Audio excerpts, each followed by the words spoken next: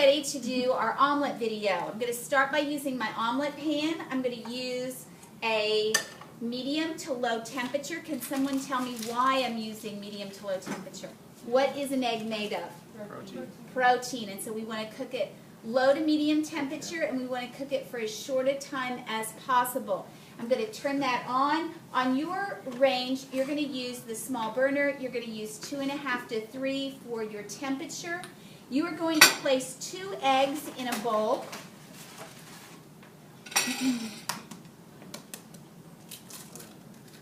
Like a boss. I did, didn't I? You did. You can practice.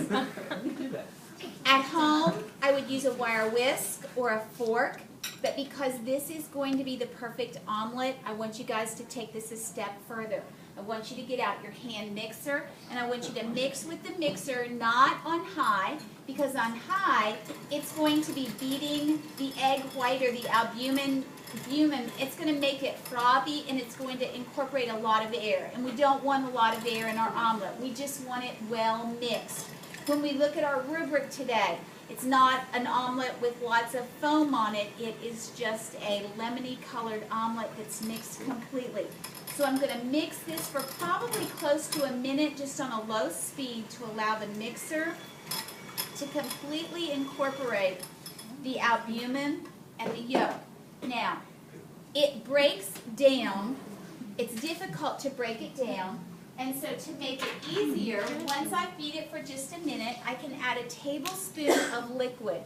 Something like water or milk will help incorporate it so that it mixes completely. In the lab today, we're going to use the water. If you were doing it at home, you could use water or milk. And again, I'm mixing it for about a minute.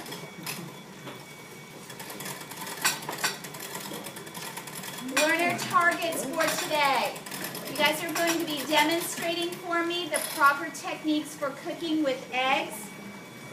And you have 3 skills, career building skills that you should be demonstrating. 1, time management. 2, teamwork. And the third one is safety and sanitation. What is the bacteria that we need to be careful of with raw eggs? Salmonella. You're correct.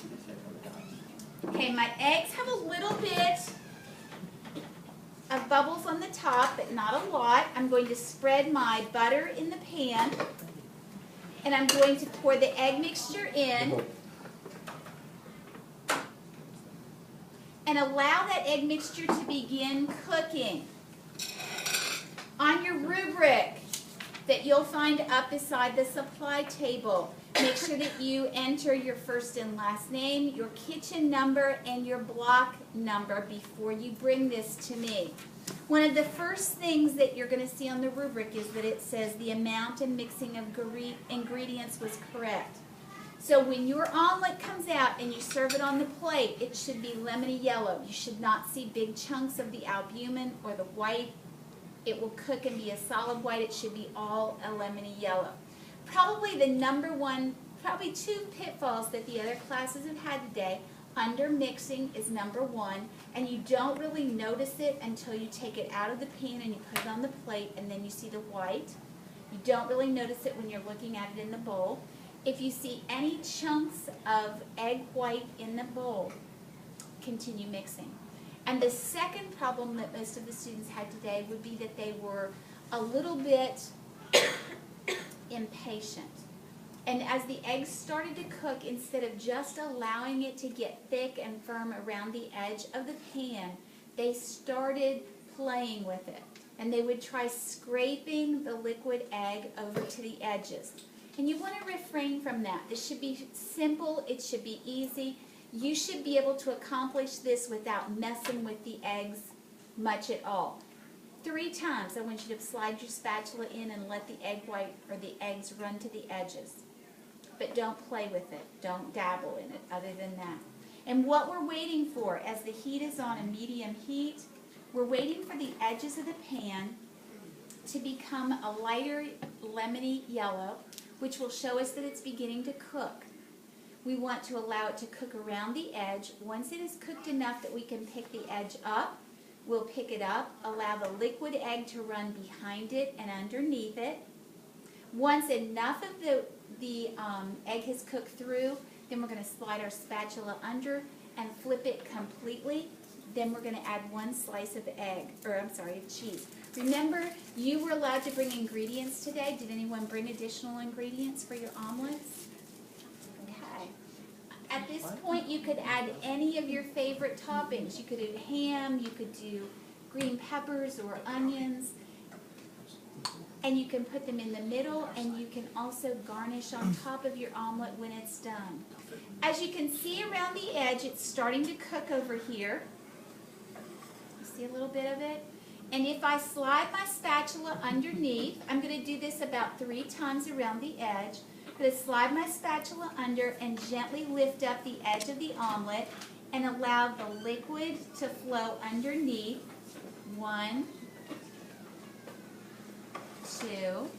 I'm going to do it 3 times. How are you? You smell nice. Hello. Hi, copied in my box. American. Well, this is from 4th period, but I have to go get my stuff. I'll tell you after you're done. Okay, thank you. Hi. It still is a little bit gooey in the middle, so I'm going to try it one more time. I'm going to get as much of the liquid egg off and cooked as I can.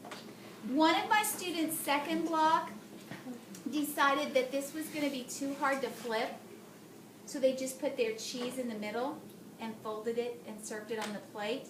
This is not done, and when you cut into it, you're going to have that gooey egg running out. An omelet should have no gooey egg part in it. Okay, watch carefully. I'm going to slide my spatula completely underneath the egg. Notice how far it is up on the handle. I'm very quickly going to slide it over, put it back on the burner. I'm going to take my cheese. At home I might use grated cheese, and I would put it right into the middle of my omelet. I'm going to allow that bottom side. When we flipped our eggs, we gave them about 20, 30 seconds, 45 seconds tops.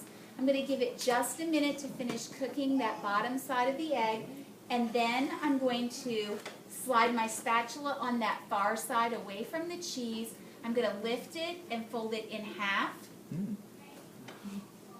And then gently slide the omelet out on my plate.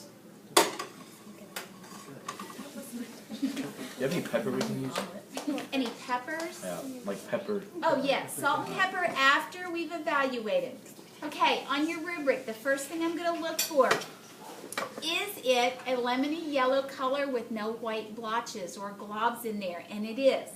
Then I'm going to use my fork, or the one that you bring me, and I'm going to cut into the back side of the omelet. If it has been cooked correctly, you might see a little bit of the cheese that's melting ooze out, but you'll see no raw egg coming out of the back.